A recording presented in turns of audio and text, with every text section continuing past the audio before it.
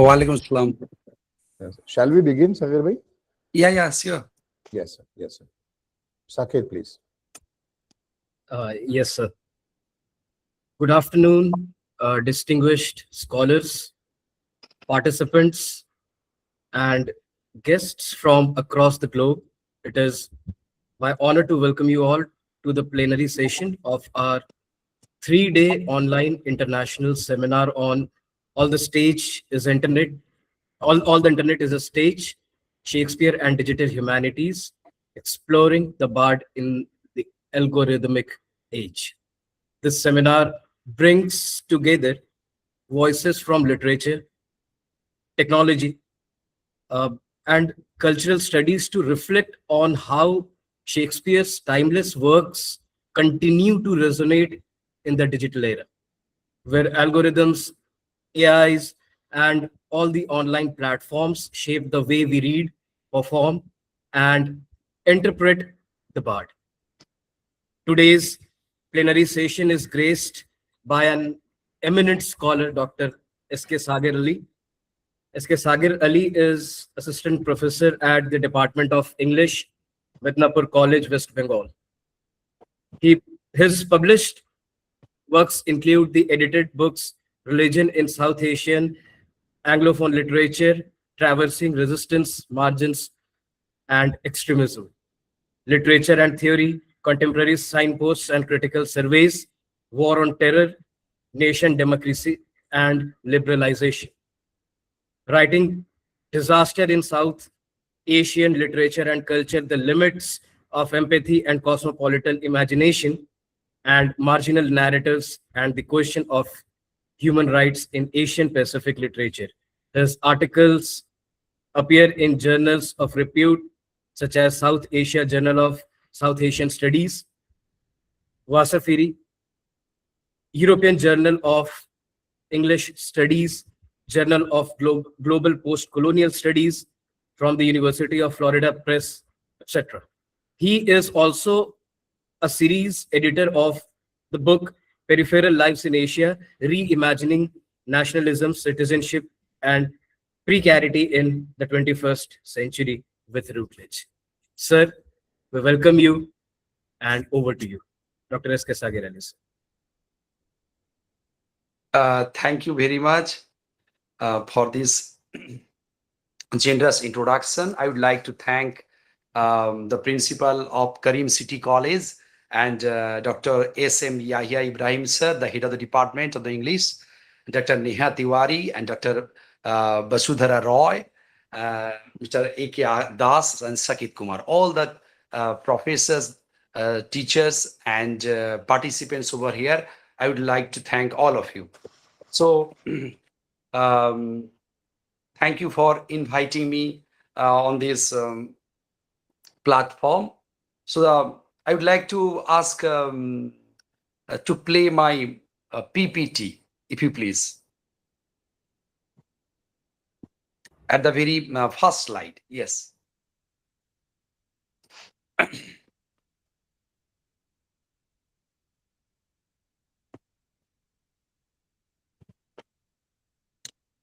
Okay, fine. So at the very beginning, I would like to say that, see, the digitization of Shakespearean staging and performance. And this is the very title of my lecture, and I will try to enlighten this from the various global South context and try to contextualize all these things regarding the Shakespearean staging and performance.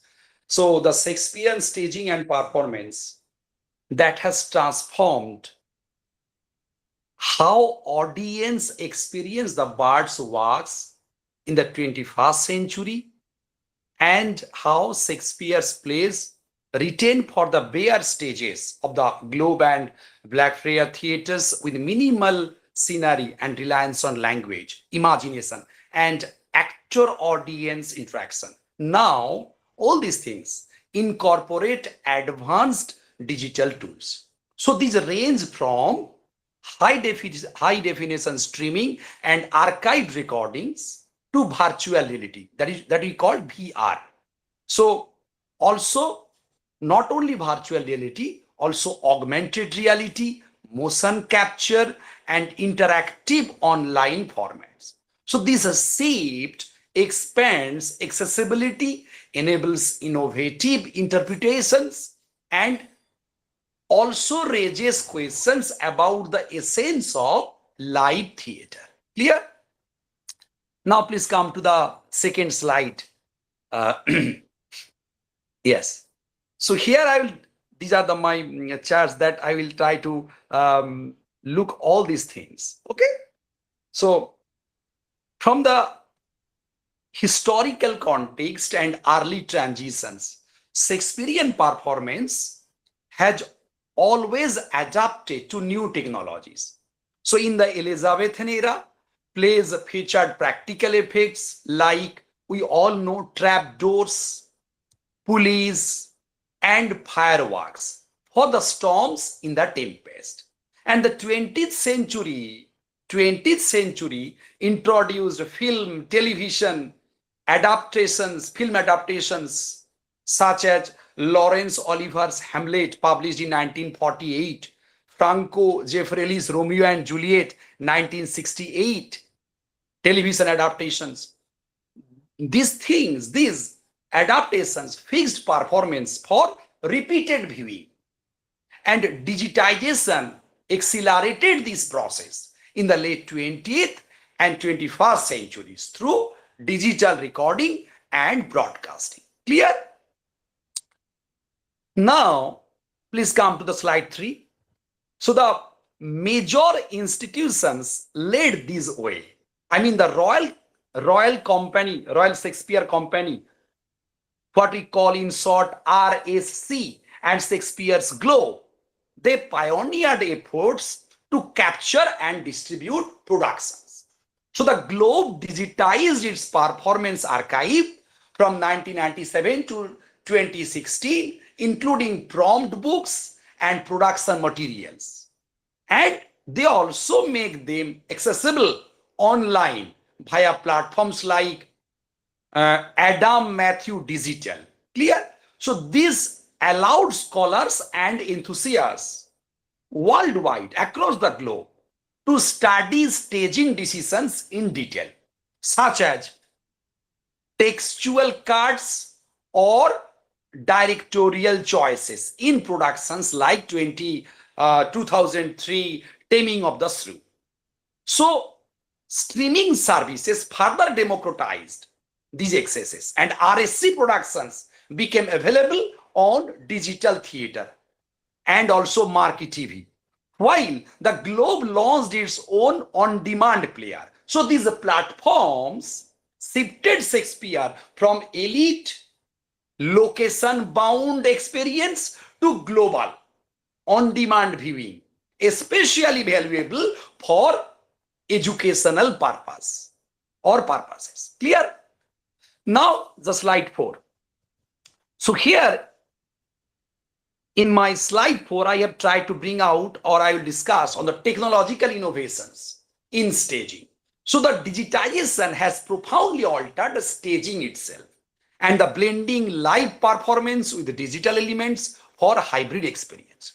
So the landmark example in RSC's 2016 production, The Tempest, directed by Gregory Duran in collaboration with Intel and Imaginarium Studios. Here we can see actor Mark Quarterly performed Ariel live on stage while wearing a motion capture suit. Clear? I will discuss it in the next in also my next slide as well. So this motion capture suit with 17 sensors. So real-time 3D rendering projected a digital avatar that flew, transformed into different forms like sea nymph or harpy, and interacted seamlessly with physical actors and set. So 27 projectors created immersive visuals, marking one of the first integrations of live performance capture with gaming engine technology like Unreal Engine. So this production pushed new frontiers in live storytelling while preserving the actor's physical presence. Next slide, please. Yes, this is a slide. So here, I would like to request to play my video that I have given two videos. Oh, yes, first one the link and the second the attached video.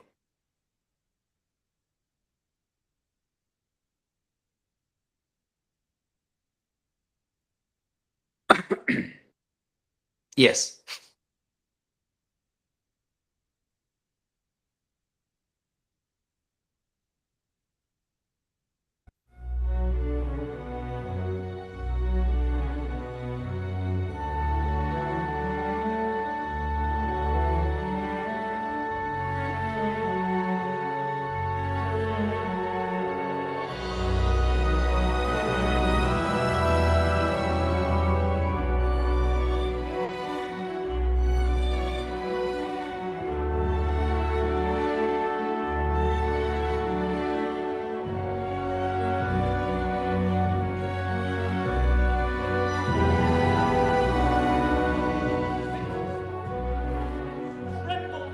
The technology that I use for most of the play is motion capture, and it's happening live, so you get to experience my performance replicated in real time on different exciting projections and avatars that will appear, like a sea nymph, a harpy.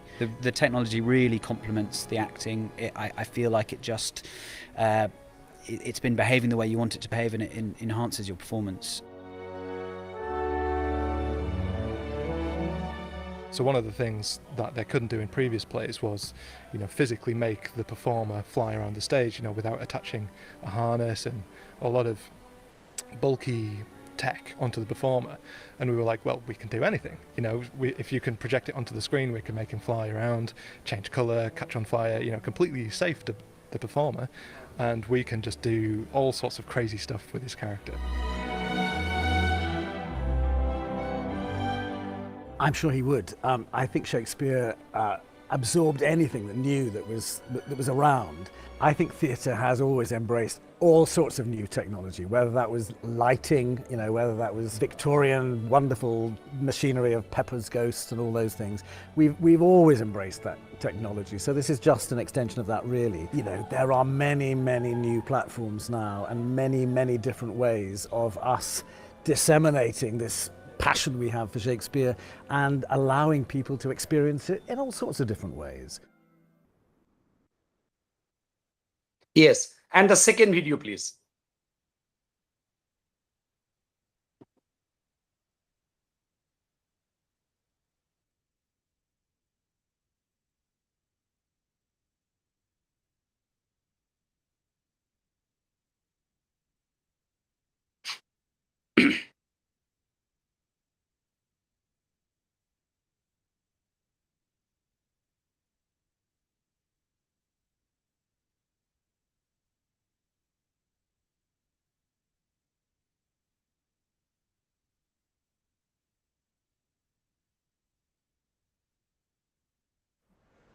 Come away, servant. Come. I'm ready now. Approach my Ariel. Come. All hail, great master. Grave sir, hail. I come to answer thy best pleasure, be it to fly, to swim, to dive into the fire, to ride on the curled clouds. To thy strong bidding, task, Ariel, and all his qualities. Hast thou spirit performed to point the tempest that I bade thee? To every article. I boarded the king's ship, now on the beak, now in the waist, the deck, in every cabin, I flamed amazement.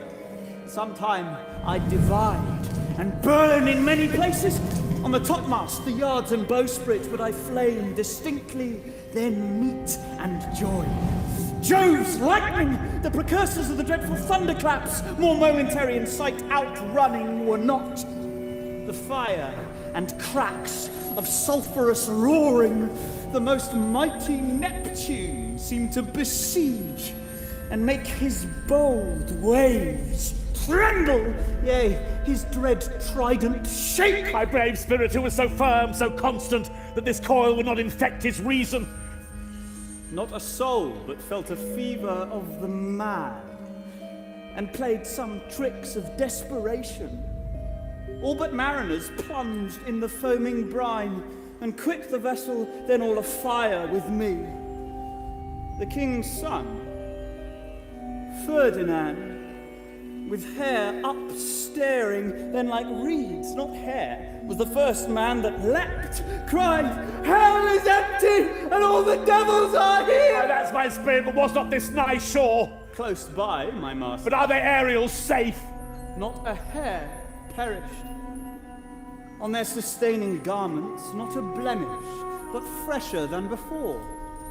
And as thou badst me, in troops I have dispersed them about the isle. The king's son have I landed by himself, whom I left cooling of the air with sighs, in an odd angle of the isle, and It's sitting, now okay. Please stop it. his arms in this sad knot. Of the king's ship, the mariners. Okay, fine. Thank you, Dr. Saket. So now see, here the two videos that I have taken, here we can see how Shakespeare shows the very blurring of the lines of reality. So here we also can see the hovering on the stage is a blue figure nicknamed Mercy by the crew, a virtual version of Ariel and Shakespeare's shaping changing sprite. So lurking the shadows of cyber thespian Mark Whiteley. So these portrayal of Ariel and the movements of Mercy, all these Ariel appears as an avatar. And we also see the human actor. Here we also can see he's wearing a motion capture suit that allows him to dictate the movements of the avatar in real time. So the thing is that, like William Shakespeare, we nowadays can see the very AI enhanced motion capture and real-time avatars. Clear?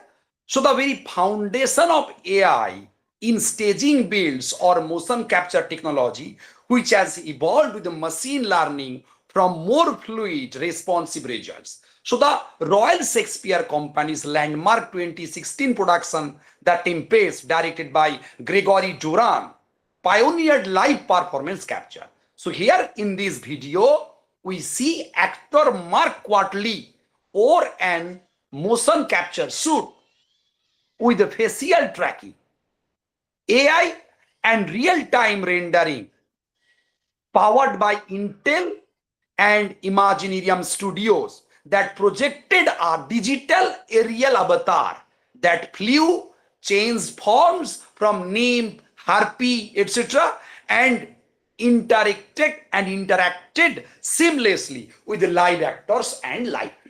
So this was not the pre-rendered animation, but live driven by the actors' movements and experiences. And that creates a 21st century, it's a kind of so-called 21st century puppetry. So these subsequent productions have also pushed this further. I mean, the RS's Dream, an interactive A Midsummer Night's Dream, and incorporated motion capture, facial tracking, real-time rendering. So more recent experiments integrate generative AI to make avatars or projections more dynamic and responsive to audience so that we can see the improvisational elements. Also, we all know that at Boston University's College of Fine and Arts, the 2025 production of Dream used random actor, a machine learning tool. This is called Dream Use Random Actor, a machine learning tool developed by the faculty at Boston University College of Fine Arts. So it combined motion capture with the generative AI to project immersive, interactive images onto the stage, floor, and even actors' bodies. So these visuals change spontaneously each night, adding unpredictability and spontaneity to Shakespeare's fairy realm. Clear? So the generative AI scenery, costumes, and the visual design, AI image generation models now assist in conceptualizing and sometimes realizing staging elements. So the projects like Michael Goodman's paint the picture to the world that demonstrate how text prompts can produce thousands of AI generated illustrations inspired by every Shakespeare play, ranging from expressionistic to literal, modern. Yes. Saurav, इनका mute कीजिए please. Okay. Yes, Sagir bhai, So, please carry on. ranging from expressionistic to literal, modern, rom-com, Saurabh, please mute Wasima's mic. or abstract style. So theater companies use these promotional tools, mood boards, or even projections. Clear? So in live performance, generative AI that enable dynamic backdrops or props that evolve in response to the action. So AI can analyze the text in real time to suggest or generate lighting cues, costume variations, or environmental effects. For example, we can say about the storms in King Lear, enchanted forests in A Midsummer Night's Dream. So this reduces reliance on static sets and opens possibilities for site-specific or touring productions with minimal physical infrastructure. Clear? So these interactive and audience-driven performances that AI facilitates new forms of interactivity. Some experimental staging use AI to adapt dialogue, plot branches, also character responses based on audience votes or real-time input via apps. So motion capture combined with AI allows avatar to listen and react in nuanced ways. So audience members with smartphones can use AI translation or captioning tools during performance. Okay. So this is how AI in script, adaptation, and educational analysis can play a big role. So in education, AI serves as a generative partner. Clear? So activities include prompting AI to create multiple performance interpretations of Macbeth character, then comparing them to human choices or conducting interviews with AI generated Shakespearean figures. Clear? So VR and AI together help students. VR and AI together help students adapt and perform compressed scenes, depending on understanding rhetoric, embodiment, and the spatial dynamics. So please come to the slide 7, slide 7. Yes, right. So here we can see the very Mark Watley as Ariel in Arcee's The Tempest. Got it? So the result here is a character that is a part flesh and part digital wizardry, a perfect match for the Tempest Ariel. So the fairy whose magic wreaks havoc on shipwrecked crew. So it's created by 27 separate projectors hidden around the theater. Got it? So the actor playing Ariel, that is Mark Watley, is on stage at all the times, and embedded in his costumes are 17 motion sensors. So when Ariel needs to perform magic, a virtual avatar appears, tracking his movements, flying around stage, transforming itself to fit the story's needs. Got it? So this is how the situation changes. Now see. Now the next slide. Yes. So Here the thing is that AI models inherit some kind of biases from training data, which can manifest when adapting Shakespeare, amplifying or flattening representations of gender, race, power dynamics in plays like Othello or the Merchant of Venice, you can say. So the generative outputs often reflect algorithmic tendencies towards the simplification and accessibility. And these things reframe canonical heritage in ways that may erode stylistic integrity or introduce unintended cultural flattening. So in education, using AI to generate pseudo-Shakespearean text or paraphrase scenes can foster critical engagement if paired with reflection on ambiguity and authorship. But, however, without guidance, students risk becoming passive consumers rather than active participants. Got it? I mean, it will undermine the very interpretive agency that is central to Shakespearean studies. Next slide, please. See, Shakespeare as an ethical mirror.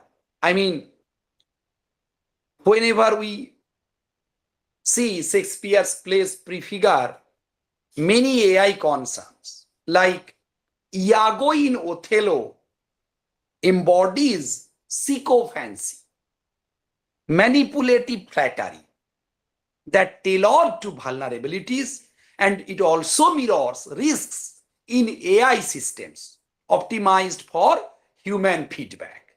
Potentially,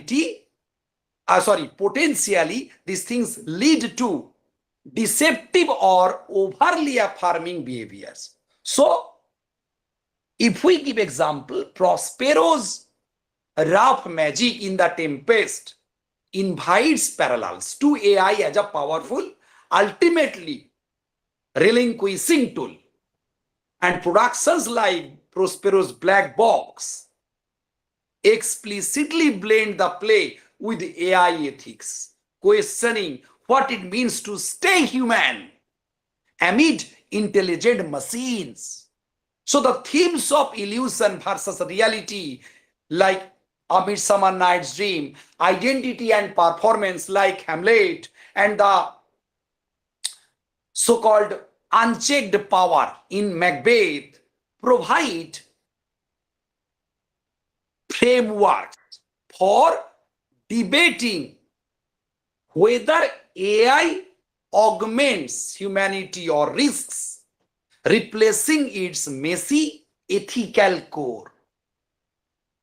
So early modern drama's emphasis on embodied risk offers a corrective to AI's disembodied language models. Clear? So the environmental labor, access considerations, the broader ethics include the environmental cost of training large models as well. Next slide, please. So, toward the responsible integration, if we discuss in detail, then the AI ethics in Shakespearean context ultimately calls for balance and treating technology as a collaborative partner that enhances rather than supplants human creativity. Clear? So the digitization of Shakespearean staging and performance has transformed how scholars, educators, and performers and audience engage with Shakespeare's plays. Clear? So here the canon problem in digital resource for performance. So what is the number of slide is this? Slide number? So slide number 10. 10, just a minute. Slide number 10. Yes, global super. Okay. So now I'll discuss on the global south perspectives. So that if we see the global south perspective, then it would be better to speak about the digital Shakespeares from the global south perspective. And also there is a book on the same name that was edited by Amrita Sen. And also there are several articles on this digital divide as well. So the digital tools promise democratization. I mean the mobile devices or open access video and the archives enable remote viewing of productions, but exacerbates divides. In India, unreliable connectivity or device access restricts participation in virtual staging or online classes. Here, the local initiatives, yet, in spite of that, the projects like MIT Global Shakespeare, video performative archive or local initiative foster the so-called digital nomad. This is not my words. This is the phrasing of some other person. Digital nomad Shakespeare's that used by Alexa Jubins afterwards. Alexa Jubin used this word, digital nomad, where staging travels across borders via streaming or social media. So, and the volume that I speak about, Amrita Sen's volume, it also emphasizes the experimental aspects, how global South practitioners adapt Shakespearean performance digitally amid pandemic constraints, and the hybrid forms that blend the live and the virtual elements. This encounters the so-called canon problem by highlighting the diverse staging and challenge Eurocentric assumptions about theater space, bodies, and audience. Slide number 10. So in my slide number 10, earlier slide, that was, yes. So in my slide number 10 that I am discussing from the global south perspective is that digitization here enables resistance and innovation, both Bollywood influence adaptations, site-specific performances, or community-driven archives. However, these things risk neocolonial dynamics if Western platforms dominate metadata, search algorithms, or presentation standards. So global south perspective asks scholars to design to form inclusive interfaces that account for linguistic diversity, cultural context, different cultural contexts, and infrastructural realities. So here the Shakespeare's language in digital media bridges textual criticism and language history. And it also shows how tools like EEBO, TCP, LEME, and digital tools enhance historicizing Shakespeare's words in performance context. Clear? So these tools reveal performance implications invisible in print. So the chronological distributions of vocabulary and multidisciplinary editions, for example, King Lear, and the visualization and search expand analysis of how language cues, staging, gestures, spatial relations, emotional beats, and other resources often prioritize Shakespeare, skewing insights into early modern performance and language. Clear? So there are several challenges also there. So digitization offers unprecedented access. Globe audience can stream Globe productions or explore the VR reconstruction, but introduces mediation layers. Clear? So opportunities abound. Network visualization, bridge text stage, user experience design, all these things improve accessibility. So the Global South initiatives foster inclusive archives, and future projects should prioritize the so-called interacceptability or linked editions or ethical funding beyond Shakespeare centrism. Not only Shakespeare, beyond Shakespeare. Ethical funding beyond Shakespeare centrism and hybrid methodologies combining live DH with live practice. So here, various scholars, numerous scholars must assess what arguments digital resources make about staging, whose performances are preserved, whose voices shape interfaces. So the digitization of Shakespearean staging and performance exemplifies digital humanities' dual nature, a powerful tool for preservation and innovation, yet one is entrapped in cultural, economic, and technological power structure.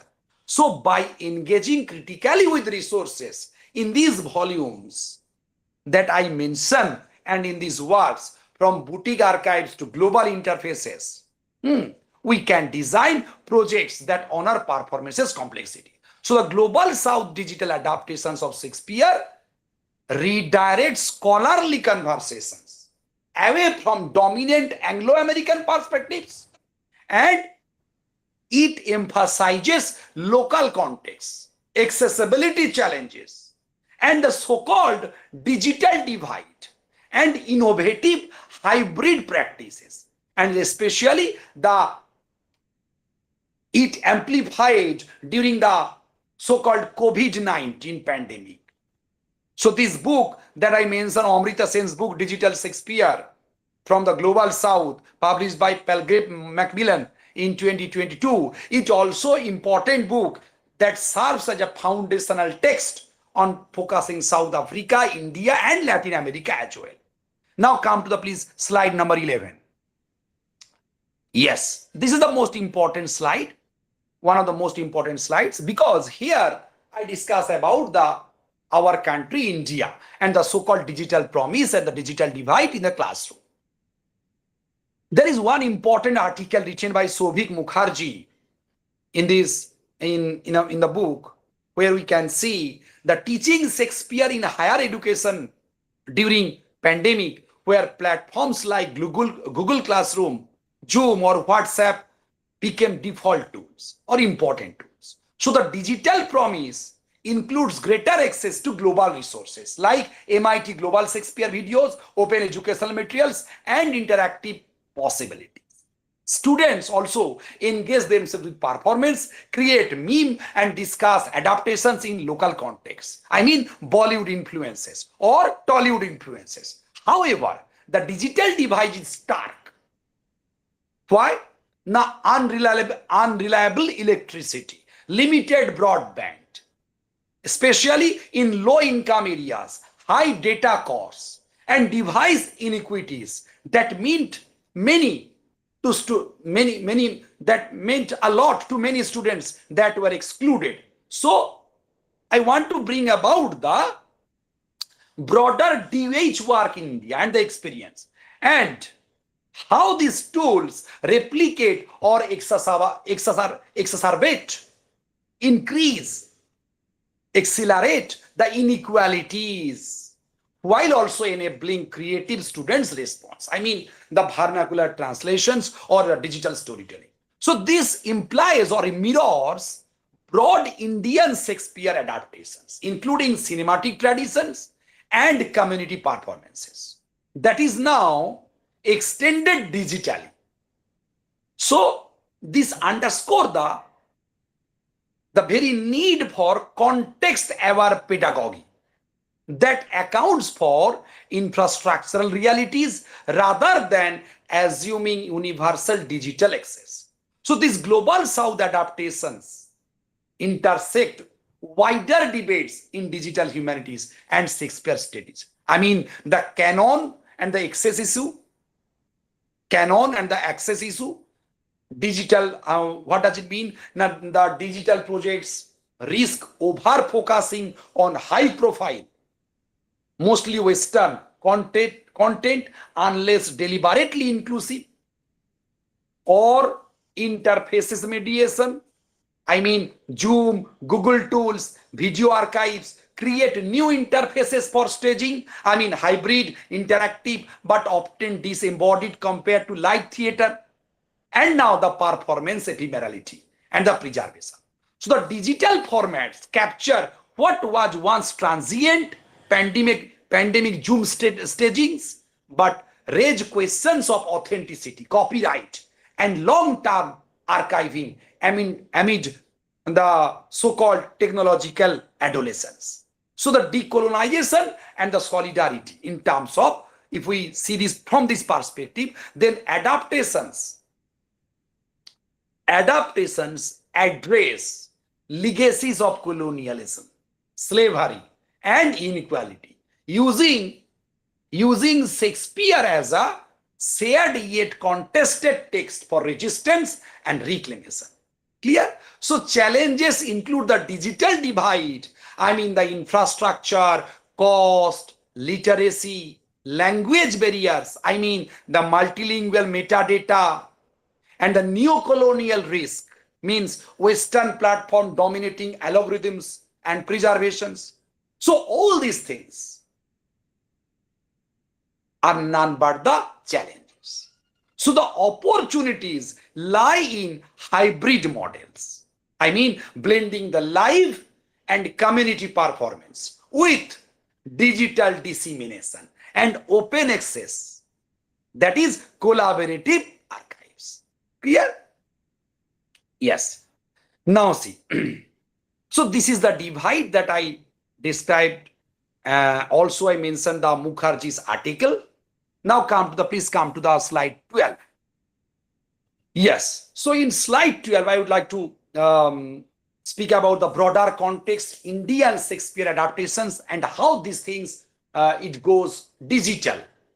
Got it? So Indian Shakespeare, it has a rich history of adaptations. From the colonial era introductions to vibrant post-colonial reinterpretations in theater, film, and many regional languages. So the digitization amplifies this tradition. Clear? Digitization amplifies this tradition. So if we see from the Bollywood perspective, Bollywood and the cinematic adaptations, then we may find Bisal Bhardwaj trilogy, Maqbool, based on Macbeth in Mumbai underworld, Omkara, Othello, based on Othello in political criminal milieu, and Haider, that was published in 2014 based on Hamlet, set in Kashmir with political undertones, and special importance given to Faiz Ahmad Faiz poetry in Hamlet. Got it? So these films blend Shakespeare with Indian aesthetics, music, and socio-political commentary, like insurgency, corruption, caste, gender dynamics. There are many examples, like Angur, based on comedy of errors, Galiyon ki Ras Leela, Ram Leela, loosely based on Romeo and Juliet. Earlier works like Sorab Modi's Khoon Ka Khoon, based on Hamlet's adaptations. So these films circulate widely on streaming platforms. I mean, Prime Video, Netflix, YouTube, and it also enables global audiences and classroom use. Got it? So clips, trailers, and fan discussions on social media that create a new paradigms. So digital database of Indian film adaptations allows scholars to map the patterns. I mean, plays within films, frequent remaking, shifts from colonial to post-colonial treatments. Such archives challenge Anglo-centric canons by showing how Macbeth or Othello resonate, or they can be portrayed differently in Indian context, in Indian socio-cultural milieu. Got it? So the theater and performance digitization, I mean the Indian theater companies and university and the university groups pivoted to online formats during the lockdown, all you know. So the Zoom readings, recorded stagings, and hybrid events, all these things make a platform. And regional adaptations in Hindi, Bangla, Tamil, Telugu incorporate local performance. Traditions like folk elements, dance, all these things work. So social media and YouTube preserve ephemeral productions, while platforms like Shakespeare Society of Eastern India or university channels disseminate them. Clear? So this is how global MIT Global Shakespeare Video and Performance Archive includes Indian entries with metadata. And in digital classrooms, students also produced meme, short video, and adaptations linking to Shakespeare contemporary issues like politics, gender, and the caste system. So this also brings to the mirror or the echoes, it also echoes parallel to casual Shakespeare circulation, but in vernacular digital native forms. Clear? So the intersections with the digital humanities and global south frameworks that I also speak about, the very article written by Mukherjee, and Mukherjee's work situates Indian digital Shakespeare with the larger global concerns, as I mentioned in the Amrita Sen's book. And that also echoes another important article written by Laura Steele, L-A-U-R-A, Laura Steele's Shakespeare Problem. This is not my words, please pardon me. These are the words of Laura Steele's Shakespeare Problem, so-called important Shakespeare Problem, by noting how Western-centric platforms and resources can marginalize local voices unless actively countered. So his expertise in video games and post-colonialism also adds layer. I mean, the digital tools can play Shakespeare like a game. Digital tools can play Shakespeare like a game. Interactive, remixed, empire playing back. Empire not writes back, but playing back. So the challenges persist. Got it? Yes. Now, Indian examples illustrate hybridity. I mean, live theater plus digital dissemination creates a new interface, Zoom stages, streamed Bollywood infused productions, and all these things meditate embodiment and audience interaction. So they highlight performances adaptability amid crisis while exposing how digitization both expands and limits access. Clear? So if we compare Bollywood Shakespeare adaptations versus pandemic era digital online adaptations in Indian classroom and theater, then it would be very different. So Bollywood's adaptations of Shakespeare represent a long-standing, high production, cinematic tradition of indigenization. I mean, it transformed the Bard's plays, Shakespeare's plays, into mainstream Hindi language films that blend tragedy with Bollywood and with songs, melodrama, socio-political commentary, etc. So in contrast to the digital adaptations, teaching practices that I mentioned, Mukherjee's article, I mean Sobhik Mukherjee's chapter in the book called Digital Shakespearean from Global South, that are more recent, often low resource, interactive, and constrained by COVID-19 pandemic. Clear? So both these approaches localize Shakespeare to address Indian realities, caste, politics, gender, regional identity, etc. But they differ significantly in medium, rich productions. I mean the production values, audience interaction, relationship to the digital divide. All these things are there. So, indigenization and cultural localization. I have also already mentioned about all these things. Now, the thing is that digital or online adaptations and teaching, by contrast, are fragmented and student or community driven. Why? Now we see how these practices build on India's tradition of appropriation, operate within severe constraints, and prioritize accessibility over spectacle.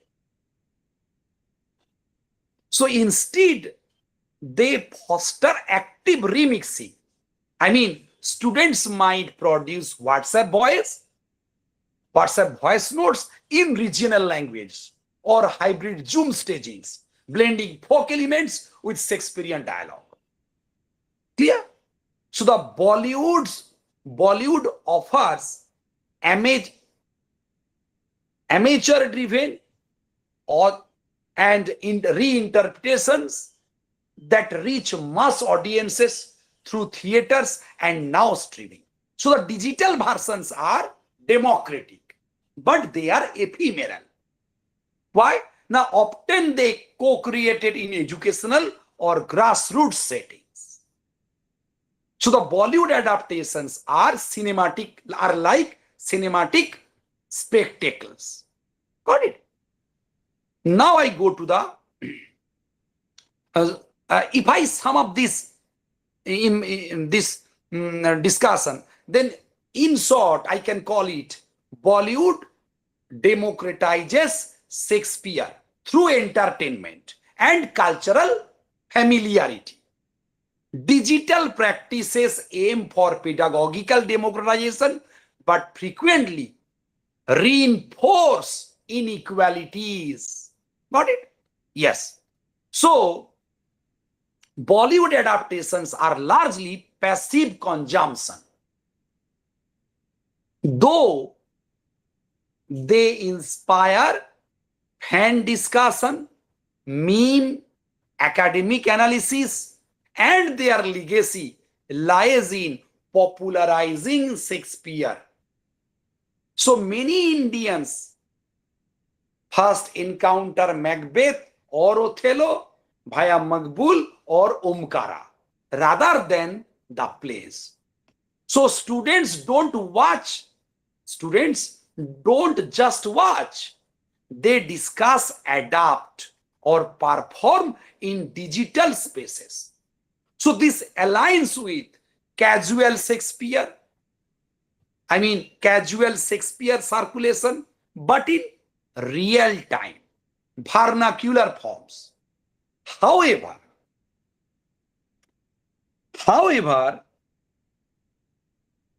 the so-called screen fatigue reduced embodied interaction. Interaction limit depth compared to watching a fully realized film or live theater.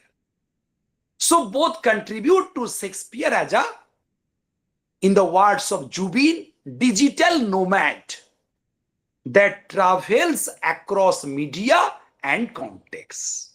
Got it? So Bollywood provides high visibility entry points, and digital teaching can build upon by screening Haider clips in Google Classroom to spark a debate on Kashmir or gender. When you watch the clips of Haider in our Google Classroom, it speaks about Kashmir, debate on Kashmir, or in debate of class, caste, and gender. Got it? So the implications of digitization of Shakespeare staging and performance. In my lecture, I would like to speak about or discussed till now Bollywood's adaptations, how it exemplify the successful pre-digital adaptation or indigenization. that has seamlessly transitioned to digital life via or through streaming, and it becomes core teaching tools. Clear? Now to the next slide. Yes. So this is slide number, please. Slide number 13, sir. Thank you very much. So this is a slide number 13 where I speak about the indigenization and cultural linguistic localization. So Bollywood adaptations, where we see the transformation of Shakespeare into mainstream Hindi narratives with broad appeal. I have also already mentioned the trilogy, Makbul, Macbeth, Omkara, Othello, Hamlet, Haidar, and all these recognizable Indian milieus. Got it? But now, if we go beyond Bollywood, then we can see some regional adaptations. Like you see, the regional adaptations often feel more authentic to local struggle and traditions.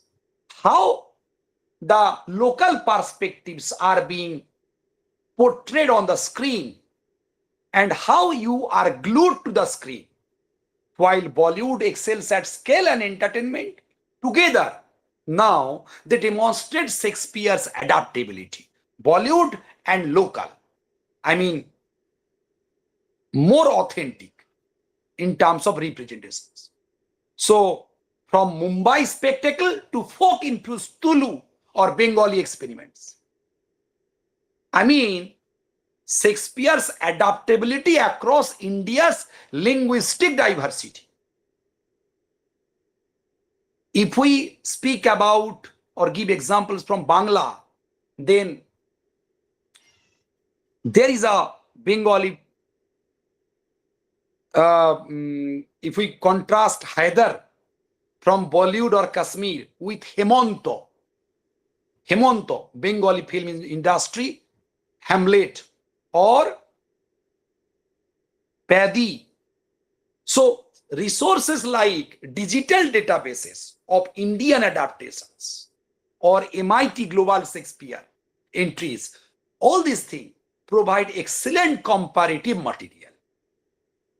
So Bengali Shakespeare adaptations also form one of the richest and most important traditions of Shakespearean appropriation, especially in India, in localized language. Bengal's colonial history, literary renaissance, vibrant theater culture, and later the cinematic evolution. So, unlike Bollywood's high production, song-infused spectacle, Bengali adaptations, primarily in theater and Tollywood, often emphasize literary fidelity, political radicalism, and social critique, and integration with local performance traditions. They frequently address themes like class conflict, communal tension, caste identity, and political corruption. And all these things reflect Bengal's intellectual and leftist heritage. So this exploration connects how digitization of Shakespearean staging and performance highlights strong theatrical roots and hybrid digital extensions. I mean, archived performance, Zoom staging during pandemic, while films like Hemonto, Julfikar, there is also another Bangla film called Julfikar, Hemonto, Bangla film, they circulate via streaming, aiding pedagogy despite the digital divide. So Shakespeare entered Bengal through colonial education in the early 19th century, and he becomes a cornerstones of Bengal Renaissance. If we go to the early translations and adaptations, then we can see Bhanumotir Chitravilas, Hanumatir Chittabilas, based on the Merchant of Venice, Charmukh Chitrohara Natok, based on Romeo and Juliet, Ishwar Chandra Vidyasagar's prose translation Bhranti Bilas, based on Comedy of Errors,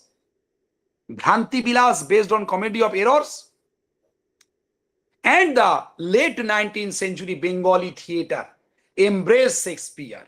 Actor playwright Girish Chandra Ghosh staged Macbeth in probably 1890 or 95 or 7 in such a span.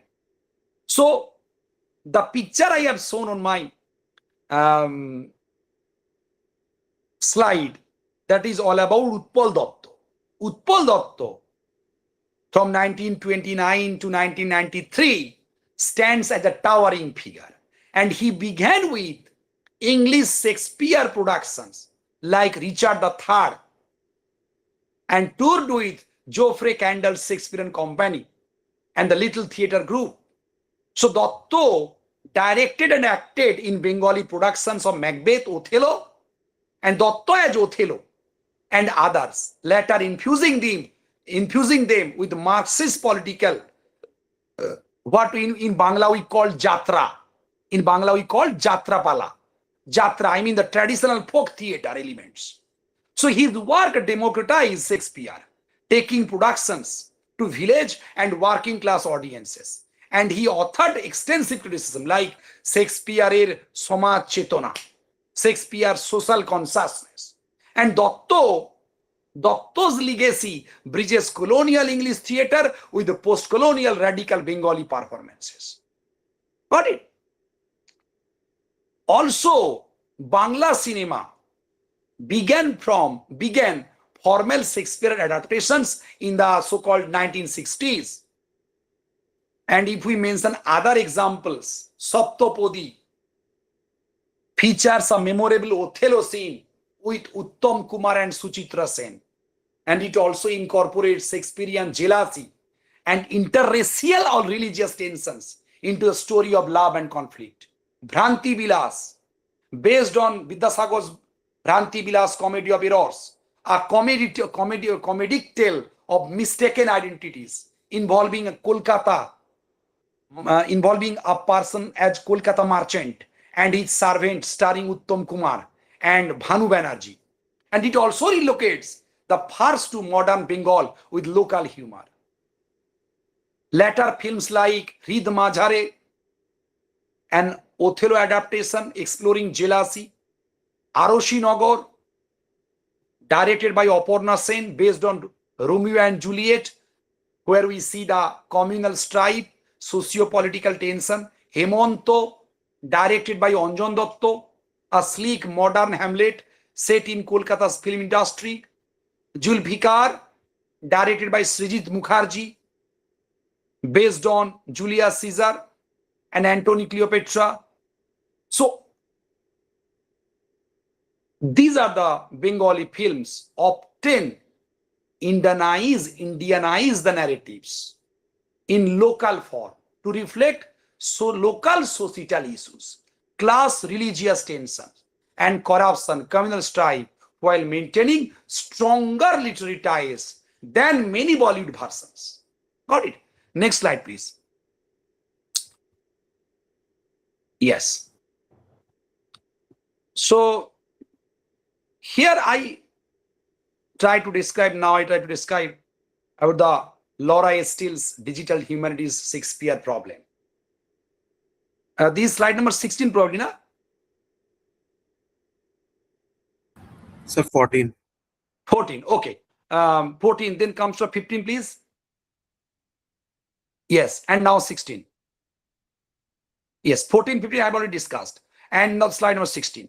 So here, I would like to speak about the Digital Humanities, Laura Steele's Digital Humanities and the Shakespeare problem. That delivers a damning diagnosis that extends directly to the performative archives. So the digital projects exhibits a structural Shakespeare, not Shakespeare divide. Remember this, structural Shakespeare, not the Shakespeare divide. So boutique resources, lavish detailed metadata, encoding on Shakespeare's quartos or prompt books, and so-called funding models privilege what sells Shakespeare cultural capital attracts, Shakespeare's quarto archive, all these things are there. So performance resources amplify the issue. And even ostensibly, global projects like the MIT Global Shakespeare Archive are not immune. Clear? So the digital divide exposes digitization's most glaring hypocrisy. So in the global south, Indian Google Classroom pedagogy during COVID, unreliable electricity, and the excessive data costs, device inequalities, rural-urban gaps, all these things turned promises, excess into exclusion. And the so-called Bollywood adaptations, Bengali adaptations that I already mentioned, the digitization also commodifies liveliness. Next. So the digitization also commodifies liveliness. What was once a risky, unrepentable event, and it becomes a data searchable, monetizable, and stripped of its ethical demand for presence. So the virtual reconstructions, I mean the so-called 3D models or the playhouses that offer analytical tools but cannot replicate the bodily communal experience of grounding the contingency of the live interaction. So the result is a paradoxical abundance, more Shakespeare performance available than ever, yet often thinner, more uniform, and less political disruptive. Clear? So the deeper we are deeper on digital canon biases in the digitization of Shakespearean staging and performance. So I argue that digital humanities exhibits a structural Shakespeare, not Shakespeare divide. Got it? And it also grants the bias is not accidental but stems from the rapies. I mean Shakespeare's outsized cultural capital in education. Now slide 17. Yes. So performance-specific distortions, liveliness, and mediation cannot displacement. So here, pandemic Zoom stagings and streamed events compounded this. I mean the technological glitches, screen fatigue, and disembodiment turned communal ritual into isolated viewing, while platform algorithms favored polished, high engagement content. So canon bias amplifies these mediation. So the dominant archives train users to analyze Shakespeare staging. So in the global south context, these biases intersect with material inequalities that I have already discussed. Next PowerPoint, please. Yes. So the so-called platform logics and the search algorithms can further exoticize or marginalize non-Western entries and presenting them as exceptional particulars rather than normative theatrical practices. So the global Shakespeare, these optics, while structural power, I mean the funding, technological infrastructure, English language dominance that remain with northern institutions. So in India, with the students accessing Bollywood clips and select regional adaptations, is a kind of standout, or you can call it a kind of incorporation materials from the School of Cultural Texts and Records, and that covers productions like those of Utpal Datta's radical tradition, Marx's infused Jatra elements taken to villages, films like Hemanto, Julfikar, and the so-called aims for global access with Instagram and other channels for engagement. So these archive counters canon bias by centering Bengali theatrical depth, political radicalism, communal tensions over Bollywood spectacle. Now come to the slide 19 and 20. So the challenges include the digital divide, language barriers, and the neo-colonial risk. I mean the Western platforms, algorithms, and the hybrid model. So this is how I try to describe all these things and the true colonization. And now I describe, summing up the whole argument is that the true decolonization of digital performance history requires sustained investment in local infrastructure, ethical collaboration, and multilingual tools and designs that honor contingency over seamless mediation. So without this digitization,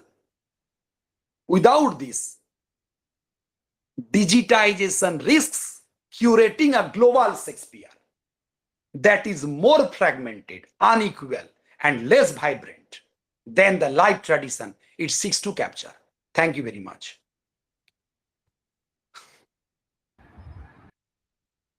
Very interesting and enriching session. A lot of things to learn here. I'm sure the participants must be having questions. If any of the participant is having any question, can raise your hand. I'll call out the name and then you can unmute and ask.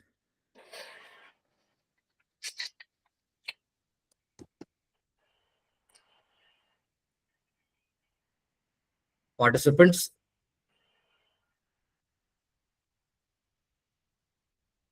any questions?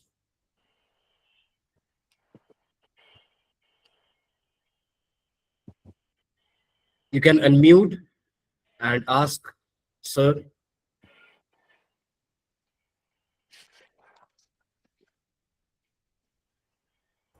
I think that there is no question, Saket, so we may go ahead. Okay. We must compliment Sagir, because such a motivating lecture we have heard after a very long time. So it is really very enriching and very motivated. But there are very less speakers nowadays who are so motivated, and that too in an online session. So Sagir bhai, thank you so much. Thank you. Thank you, Sagir sir. You have covered such a wide area, so many areas, and you made this presentation so interesting. Thank you, Dr. Saket. Thank you, sir. I would like to invite Professor A.K. Das sir to propose the vote of thanks. Thank you, Saket. Today we heard a very, very insightful lecture with different types of examples given from different languages on this topic. And the way Sagir sir has presented his ideas in a very insightful manner, it has highlighted the nuances of his topic and widened the horizon of our perception of digitization of Shakespearean staging and performance. Sir, the way which you presented the things, you have covered so many things in such a lucid manner. I have no words to compliment it. It is beyond all complimentation. But then, as you have stated that with the invasion of the digital mode, we have various characters, performance being viewed like digital aerial avatar that you have spoken. You have also given example of Othello, King Lear, Prospero. You have also pointed out global South perspectives. But then at the same time, you have posed several challenges which we have to meet. you have also alluded to Amrita Sen's book, Digital Shakespeare, which opens up new vistas on this topic. You also touched the teaching sphere, teaching Shakespeare, how we can make it more interesting. And then what are the challenges in the teaching area that also you have highlighted, like unreliable power supply and all that. And then the opportunities also you have spoken of, which are lying before us through collaborative mode of both the things. You have also given Bollywood examples, and you have also given Tollywood examples, and you have also given examples from Bengali films. You have referred to Haider, Makbul, Omkara from Bollywood, and Bengali films like Hemanto, Antibilas, and all that. And you have also touched upon the iconic actor Utpal Datta as featuring as Othello in Saptapadi. That is a very interesting film that you have referred to. And this has made your lecture quite heartening to us. Thank you very much, sir, for accepting our invitation and being with us and to enthrall us and enlighten us. I, on behalf of the PG Department of English, Karim City College, Jamshedpur, tender my gratitude and lot of thanks from the core of my heart to Sagir Ali sir for being with us and enlighten us with his lectures. We are also thankful to our wonderful and august audience and our students, but for whose active participation, this event would not have been so successful. Thank you all once again. Thank you, sir. Thank you, sir. Thank you very much, sir. Thank you so much, Sagir bhai. Thank you, sir. Thank you. A soft reminder to all our participants that we'll be meeting at 2:30 for the session. Please try to connect 1 or 2 minutes earlier. Thank you so very much. Thank you.